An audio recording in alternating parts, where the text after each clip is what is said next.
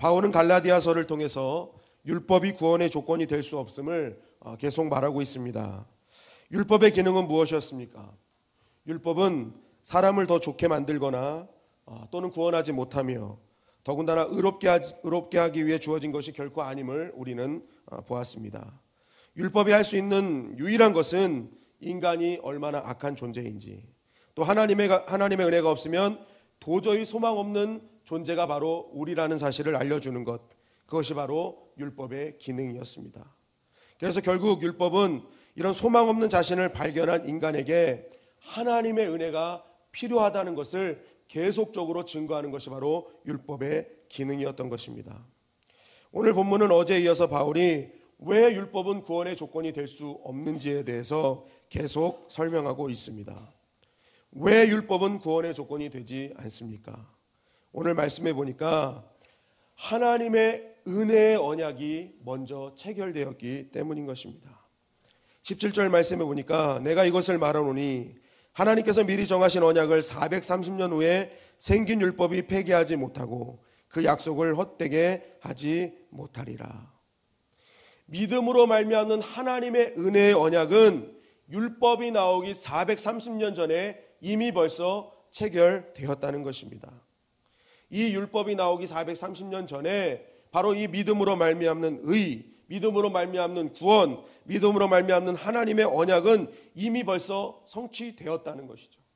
그러니까 430년 후에 나온 이 율법은 결코 은혜를 앞질를 수 없는 것임을 바울은 천명하고 있는 것입니다.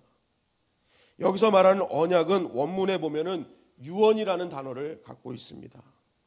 여러분, 유언은 법적 효력이 있는 것 아닙니까? 그러니까 하나님은 이미 벌써 법적으로 딱 정해놓으신 거예요. 하나님의 은혜는 믿음으로만 가능하다. 하나님의 구원의 역사는 오직 믿음으로 가능하다는 것을 하나님은 이미 법적으로 딱 정해놓으신 것입니다. 바로 그렇게 말씀을 하시면서 그 증거를 뭘로 대고 있습니까? 아브라함에게 하셨던 하나님의 약속을 그 증표로 삼고 있는 것입니다. 그래서 사도 바울은 계속 어제부터 아브라함에 대해서 쭉 얘기를 하시는데, 그렇다면 도대체 아브라함이 어떻게 했길래 하나님은 그에게 이러한 약속을 주셨냐는 거예요. 왜 이러한 은혜를 베푸셨냐는 거예요. 우리가 잘 알듯이 아브라함은 하나님의 부름을 하란에서 받고 자신의 모든 것을 버리고 이제 하나님께서 지시할 땅으로 가게 됩니다. 하나님의 말씀을 따라 순종한 아브라함, 가면서 기뻤을까요? 안 기뻤을까요? 기뻤을 것입니다. 내가 이렇게 하나님을 향해서 나의 본토 친척 아비집을 다 버리고 이제 하나님의 말씀에 순종하여 가는 나의 발걸음의 끝에는 분명히 놀라운 하나님의 은혜가 있을 것임을 아브라함은 직감을 했을 것입니다. 그래서 그 여정을 시작하는데 도착하여 보니까 이게 아브라함이 생각했던 현장과는 너무나 달랐습니다. 창세기 12장 6절에 보니까 아브라함이 그 땅을 지나 세겜 땅 모래 상수리 나무에 이르니 그때에 가나안 사람이 그 땅에 거주하였더라. 아브라함이 이렇게 이제 가나안 땅으로 딱 들어갔을 때 사람이 잘 안 보여요.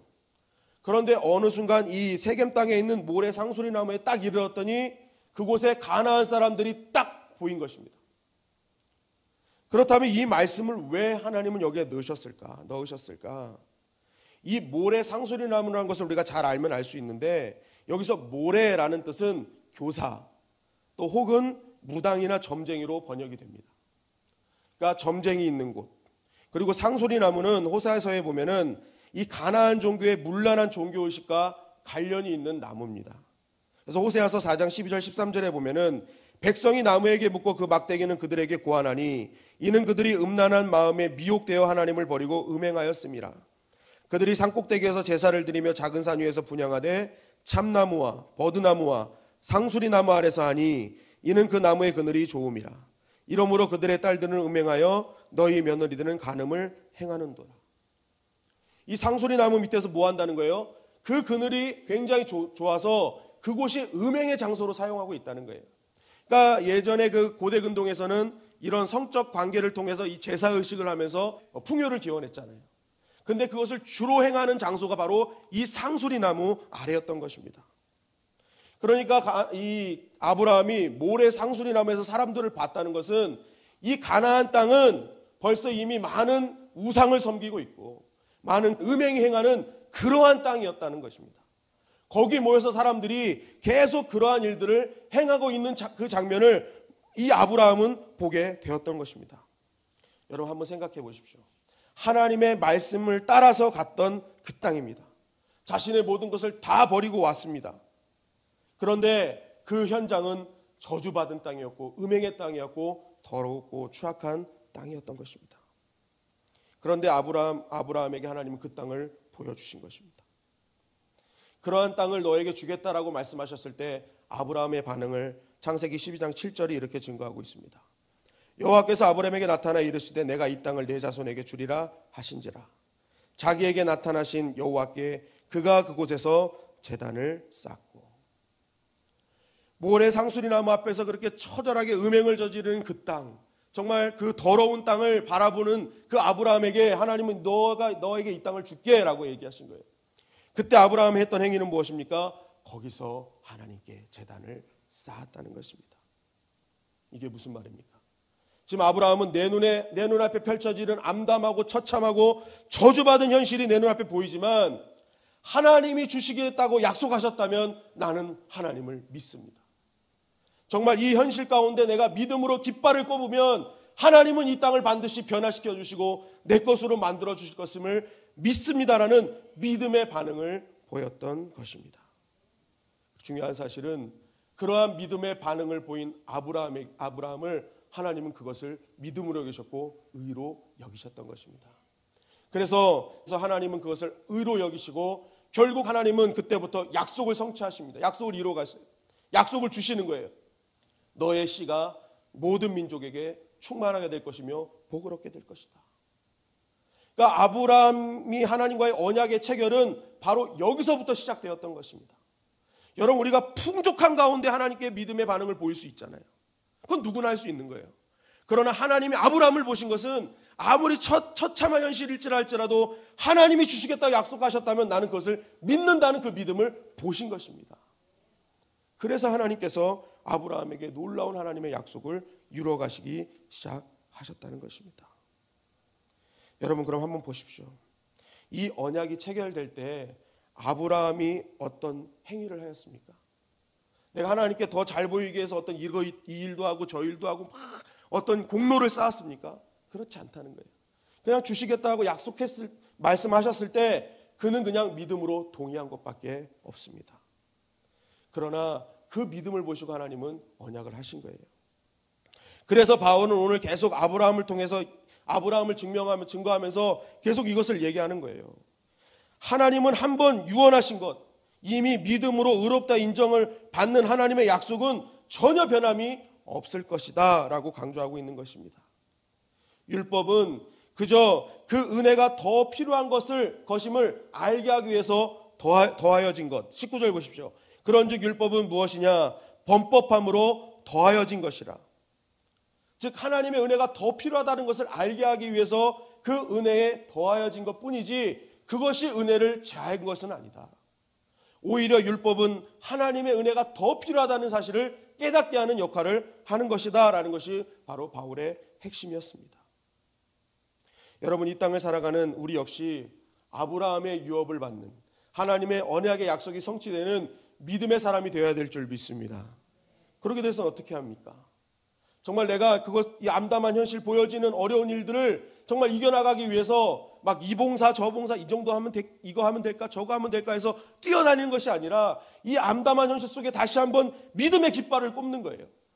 나의 가정이 현실이 암담할지라도 나의 사업체가 암담할지라도 하나님이 주신 자리라면 내가 이곳에서 예배의 단을 쌓고 하나님 믿음의 단을 쌓는 하나님의 백성이 되겠습니다라는 믿음의 깃발을 꼽는 자에게 하나님은 아브라함의 유업을 이어져 가게 하시는 것입니다. 여러분 오늘 우리가 그 믿음의 깃발을 꼽는 하나님의 백성들이 되기를 주님의 이름으로 간절히 축원합니다. 여러분 이 세상에서 가장 어리석은 사람이 누구입니까? 쉬운 길이 있음에도 불구하고 자꾸만 어려운 길로 가려고 하는 사람이 가장 어리석은 사람입니다. 여러분 신앙도 마찬가지죠.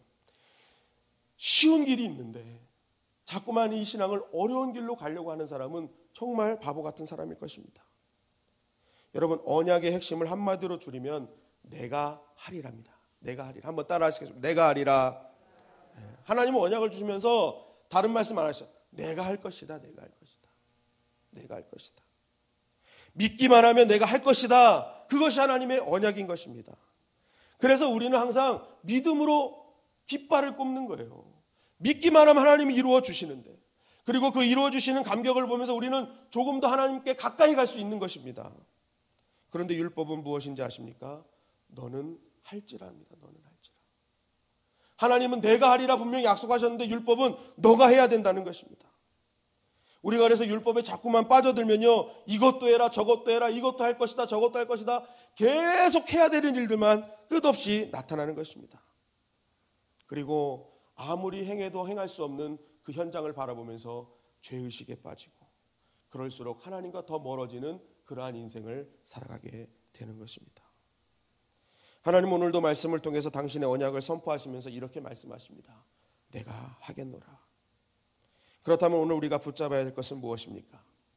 아브라함처럼 내 삶의 현장에 아무것도 보이지 않고 정말 암담하고 형편없는 그러한 모습일지라도 우리는 그곳에서 믿음으로 지키겠다는 결단이 있어야 될 줄 믿습니다. 그 믿음을 통해 하나님은 언약을 이루시기 때문에 그렇습니다. 여러분, 우리가 하나님 앞에 무엇을 자꾸만 이루려고 하지 마십시오. 여러분, 하나님이 보시는 것은 내 자신의 이름으로 무엇을 이룬 것을 보는 것이 아니라 하나님 때문에 무언가를 포기한 것을 나중에 다 보시는 거예요. 너가 믿음 때문에 너의 즐거움을 포기했구나. 너가 믿음 때문에 너의 유익을 포기했구나. 너가 믿음 때문에 너가 즐겨야 될 시간을 포기했구나. 하나님은 그것을 보시는 것입니다. 여러분, 아브라함이 본토 직접 아비 집을 다 포기했을 때 하나님은 그때부터 아브라함의 발걸음을 인도하기 시작하셨습니다. 여러분, 오늘 우리 역시도 하나님 위하서 믿음 때문에 포기해야 될 것은 포기하고 버려야 될 것은 버리는 믿음의 결단이 있기를 간절히 바랍니다. 오늘 하루 믿음을 통해서 아브라함의 유업을 잇는 이 시대의 아브라함으로 살아가는 저와 여러분들이 되시기를 주님의 이름으로 간절히 축원합니다.